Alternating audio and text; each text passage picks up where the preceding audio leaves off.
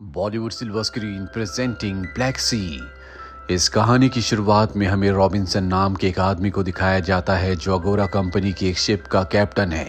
अगोरा कंपनी दरअसल समंदर में खोए हुए जहाज़ों को ढूंढती है, पर अब वो अपने कई सारे एम्प्लॉयज़ को निकाल रही है, जिसमें रॉबिन्सन का भी नाम होता है। रॉबिन्सन की जॉब छूट जाती है। पिछले 11 सालों से वो इसी कंपनी में काम किया करता था, जबकि इससे पहले वो नेवी में था। और अब क्योंकि उसकी जॉब चली गई है, इसीलिए वो बहुत दुखी होता है, क्योंकि इसी जॉब की वजह से उसकी पत्नी ने उससे डिवोर्स ले लिया होता है और अपने साथ अपने बेटे को भी ले गई होती है। रॉबिन्सन अपने बेटे को बहुत मिस करता है। एक दिन रॉबिन्सन अपने दो दोस्तों के साथ रेस्टोरेंट में बैठा होता है। ये दोनों दोस्त उसके साथ पहले उसी की कंपनी में थे, पर अब इन दोनों की भी जॉब जा चुकी है। इसमें एक का नाम ब्लैकी और दूसरे का नाम कर्टसन होता है। कर्टसन अपने दोनों दोस्तों को बताता है कि 1 साल पहले मुझे कंपनी ने ब्लैक सी में भेजा था। ब्लैक सी समंदर में एक ऐसी जगह है जो 2200 मीटर गहरी है और ये 5 बड़े बड़े देशों से घिरी हुई है, जिसमें रशिया, टर्की, बुल्गारिया, रोमानिया और यूक्रेन है। अब इनका दोस्त इन्हें बताता है कि जब हम उस गहराई में गए तो वहां पर हमें एक शिप का मलबा मिला, जिसमें हिटलर के झंडे का निशान था। वो शिप नाज़ीज़ का यानी कि हिटलर का था। सन 1941 में हिटलर ने रशिया से बहुत सारा सोना कर्ज लिया था, और जब उस सोने को रशिया से जर्मनी ले जा रहे थे तो ब्लैक सी में डूब गया, क्योंकि सोने का भार इतना ज्यादा था कि शिप उसे उठा नहीं पाया। शिप के डूबने से हिटलर अपना आपा खो बैठा। उसने रशिया के ऊपर हमला कर दिया। 4 सालों के बाद जंग खत्म हो गई, और जंग खत्म होने के कई सालों के बाद एक रिसर्चर ने इस शिप को ढूंढ लिया, जिसके बाद जॉर्जिया ने और रशिया दोनों ने इस सोने पर अपना क्लेम किया, जिसके चलते उनके बीच में जंग भी शुरू हो गई। रशिया को सोने की लोकेशन नहीं पता, जबकि जॉर्जिया को पता है, पर जब तक ये डिस्प्यूट खत्म नहीं होता कोई भी ब्लैक सी में उस सोने को, उस शिप को नहीं निकाल सकता। और अब इन तीनों को बहुत पैसों की जरूरत है, इसीलिए तय करते हैं कि ये उस सोने तक पहुंचकर उसे वहां से निकाल लेंगे। लेकिन इस पूरी खोज में इन्हें पैसों की बहुत ज्यादा जरूरत है, इसीलिए एक बैंकर के पास जाते हैं और उस बैंकर को पूरा आइडिया बताते हैं। बैंकर कहता है, ठीक है, मैं इस काम में इन्वेस्ट करूंगा, लेकिन जितना भी सोना तुम्हें मिलेगा उसका 40% मैं लूंगा। ये उसकी शर्त मान जाते हैं। पर ब्लैक सी के सफर पर जाने से पहले इनका दोस्त कर्टसन, जिसने इन्हें सोने के बारे में बताया था, डिप्रेशन की वजह से उसकी मृत्यु हो जाती है। और अब ये एक पुराने सबमरीन को खरीदते हैं, क्योंकि बिना सबमरीन के समंदर के नीचे उस शिप तक नहीं पहुंच सकते जहां पर वो सोना है। अब ये अपने शिप को पूरी तरह से ठीक कर लेते हैं, जिसके बाद ये 12 लोगों की टीम बनाते हैं, जिसमें 6 रशियंस होते हैं, क्योंकि ब्लैक सी के जिस हिस्से में सोना है वो रशियन टेरिटरी में आता है, और कभी इनका रशियन से सामना हुआ तो इनके वो 6 साथी जो रशियन जानते हैं वो उनसे बात करके इन्हें मुसीबत से बचा सकते हैं। दरअसल रॉबिन्सन का साथी ब्लैकी वो खुद भी एक रशियन है, और उसी ने सबमरीन को खरीदने में और जो 6 रशियन लोग हैं उन्हें हायर करने में रॉबिन्सन की मदद की होती है। ये सब के सब अपने सफर पर अब निकल पड़ते हैं। रॉबिन्सन आसमान की तरफ देखता है और इसके बाद वो सबमरीन के अंदर आकर उसके डोर को बंद कर देता है, और अब इनका सबमरीन पूरा का पूरा समंदर के अंदर चला जाता है।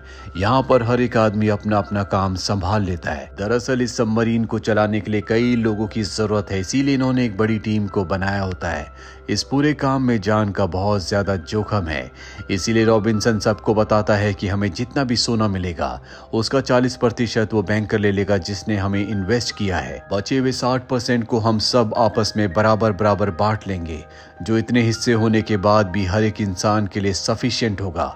इतना सोना मिलने के बाद हर एक इंसान बहुत अमीर हो जाएगा। यहाँ पर जितने भी लोग होते हैं वो सब के सब अपने काम में बहुत प्रोफेशनल है। यहाँ पर बैंकर का एक आदमी डैनियल भी होता है, जो कैप्टन रॉबिन्सन से कहता है कि तुम्हें बात सबको नहीं कहनी चाहिए थी, हो सकता है कि कुछ लोग मिलकर किसी को मार दे ताकि उनका हिस्सा बढ़ जाए। पर कैप्टन रॉबिन्सन को ऐसा नहीं लगता। अभी लगातार आगे बढ़ते चले जाते हैं, ब्लैक सी में एंटर कर जाते हैं और उस हिस्से में पहुंच जाते हैं जो कि रशिया के अंडर आता है। तभी वहां से रशिया का एक डिस्ट्रॉय शिप गुजरता है। ये अपने इंजन्स को बंद कर देते हैं, क्योंकि अगर रशियंस को पता चल गया कि उनकी टेरिटरी में कोई सबमरीन है जो कि रशिया की नहीं है, तो वो इनकी सबमरीन को उड़ा देंगे। इनकी किस्मत अच्छी होती है, इंजन बंद करने की वजह से रशियंस को पता नहीं चलता कि नीचे कोई सबमरीन है, और ये बाल बाल बच जाते हैं। अब इनके इंजन में कुछ लीकेज होना शुरू हो जाती है, इसीलिए यहाँ पर एक रशियन आदमी उसे ठीक कर रहा होता है और उसकी जो मदद कर रहा होता है उसे रशियन नहीं आती, जिस वजह से उस रशियन को गुस्सा आता है। यहाँ पर अब ब्लैकी भी आ जाता है जो उस लड़के को डांटने लगता है क्योंकि उसकी गाइडेंस खराब होने की वजह से वो रशियन लड़का काम नहीं कर पा रहा होता। और जब ब्लैकी उस लड़के को डांट रहा होता है तो सबमरीन का ड्राइवर जिसका नाम फ्रेजर है, जो कि एक साइको है, वो वहां पर आ जाता है और अब ब्लैकी और उसके बीच में भी आर्गुमेंट्स होना शुरू हो जाते हैं, जिन आर्गुमेंट्स के चलते फ्रेजर उसे चाकू मार देता है। ब्लैकी के हाथ में जो ऑयल होता है वो इंजन पर गिर जाता है, जिससे एक ब्लास्ट होता है और ब्लास्ट के बाद सबमरीन एक तरफ जाने लगता है।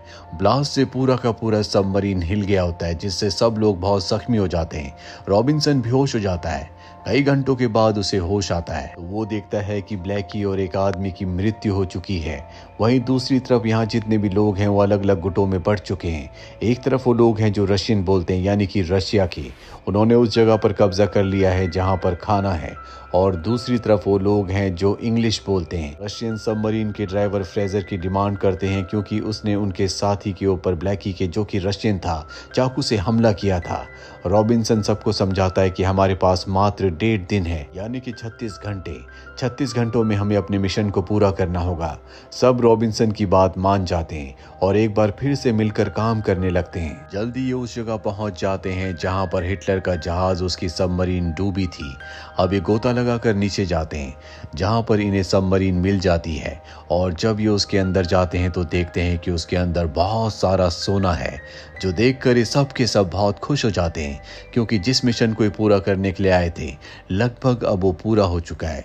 लेकिन अब भी इनके पास एक बहुत बड़ा चैलेंज है कि इस पूरे सोने को यहाँ से निकालकर सबमरीन के अंदर ले जाना और सबमरीन से वापस जाना। अब ये एक ट्रॉली से, क्रेन से सोने को ऊपर खींचना शुरू कर देते हैं, लेकिन सोने का वेट बहुत ज्यादा होता है, इसीलिए कुछ सोना पानी में गिर जाता है।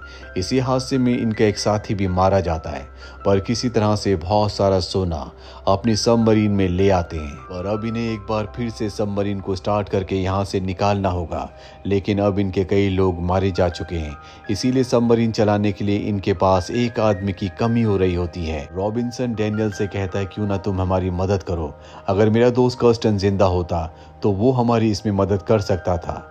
यहाँ पर डैनियल बताता है कि तुम्हारा दोस्त रॉबिन्सन, जिसने तुम्हें सोने के बारे में बताया था, वो अब भी जिंदा है। ये पूरा का पूरा एक प्लान था। अगोरा कंपनी जहाँ पर तुम सब काम किया करते थे, जॉर्जिया ने उनके साथ एक सौदा किया था कि तुम इस सोने को निकालोगे, जिसके बदले अगोरा कंपनी को बहुत पैसे दिए जाएंगे। जॉर्जिया खुद इस सोने को नहीं निकाल सकता क्योंकि रशिया के साथ उनका डिस्प्यूट है। ऐसा करने से जॉर्जिया और रशिया के बीच में वॉर एक बार फिर से शुरू हो सकती है। इसीलिए अगोरा कंपनी ने जानबूझकर अपने सबसे बेस्ट एम्प्लॉयज को निकाला ताकि उन्हें इस जाल में, इस प्लानिंग में फंसाया जा सके।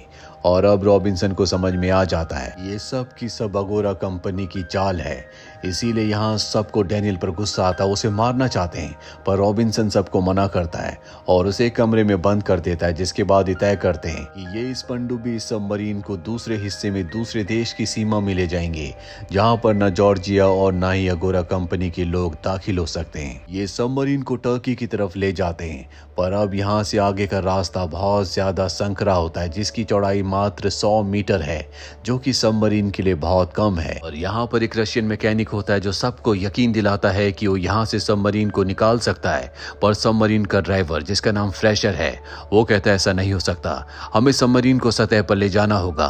और इसी बात पर रॉबिन्सन की और फ्रेशर की बहस हो जाती है। और जब रॉबिन्सन वहां से चला जाता है तो डैनियल सबमरीन के ड्राइवर को उकसाता है और कहता है कि तुम उस रशियन मैकेनिक को मार दो, जिसके बाद हम इस सबमरीन को सतह पर ले जाएंगे। ड्राइवर फ्रेशर उसकी बात मान जाता है क्योंकि वो एक साइको है, वो दिमाग से ज्यादा नहीं सोचता, और वो उस रशियन ड्राइवर को मार देता है, जिसके बाद इंजन अच्छे से काम नहीं करते। रॉबिन्सन को पता चल जाता है कि रशियन मैकेनिक मारा जा चुका है, इसीलिए डैनियल के पास आता है क्योंकि उसे पता है कि डैनियल और फ्रेशर ने उसे मारा है। वो इन दोनों को मार देता है और अब एक और रशियन को दिखाया जाता है जो इंजन को ठीक करने की कोशिश कर रहा होता है, पर तभी एक ब्लास्ट होता है, जिस ब्लास्ट के बाद सबमरीन के अंदर पानी आना शुरू हो जाता है। जाता है। ये पानी इतना तेज होता है कि इसे कोई नहीं रोक सकता। रॉबिन्सन 3 सेफ्टी सूट निकालता है जिससे ये ऊपर सतह पर जा सकते हैं। रॉबिन्सन अपने दोनों साथियों को, जिसमें एक रशियन और एक ब्रिटिशर होता है, उन्हें वो सेफ्टी सूट्स देता है और कहता है कि तुम इन सेफ्टी सूट्स को पहन लो, जिसके बाद मैं लीवर खींचूंगा और तुम दोनों के दोनों बाहर निकल जाना। पानी की सतह पर तुम जल्दी पहुंच जाओगे। ब्रिटिश लड़का कहता है कि तुम्हारा क्या होगा? रॉबिन्सन कहता है कि इसमें एक सेफ्टी ट्यूब है, वहां से मैं भी तुम तक पहुंच जाऊंगा। जो ब्रिटिश लड़का होता है वो यहाँ से एक सोने की ईंट उठा रहा होता है, लेकिन रॉबिन्सन कहता है कि ऐसा मत करो, सोने के वजन से तुम ऊपर नहीं पहुंच पाओगे। वो लड़का सोने की ईंट को वहीं पर रख देता है, जिसके बाद रॉबिन्सन लीवर खींचता है और ये दोनों के दोनों पानी की सतह पर पहुंच जाते हैं। ब्रिटिशर लड़का अब यहाँ पर रॉबिन्सन का इंतजार कर रहा होता है। रशियन उसे बताता है कि वो कभी नहीं आएगा, क्योंकि सबमरीन में ऐसी कोई भी सेफ्टी ट्यूब नहीं होती जहां से बाहर निकला जा सके। अगर किसी को निकालना है तो लीवर खींचने के लिए किसी को अंदर रहना पड़ेगा। सबमरीन के अंदर हमें रॉबिन्सन को दिखाया जाता है, जिसे पता है कि उसकी जिंदगी का अंत आ चुका है और अपनी जिंदगी के आखिरी पलों में वो अपनी पत्नी और अपने बेटे को याद करता है। और इसी के साथ ये फिल्म, ये कहानी यहीं पर खत्म हो जाती है। उम्मीद करते हैं कि ये कहानी आपको पसंद आई होगी।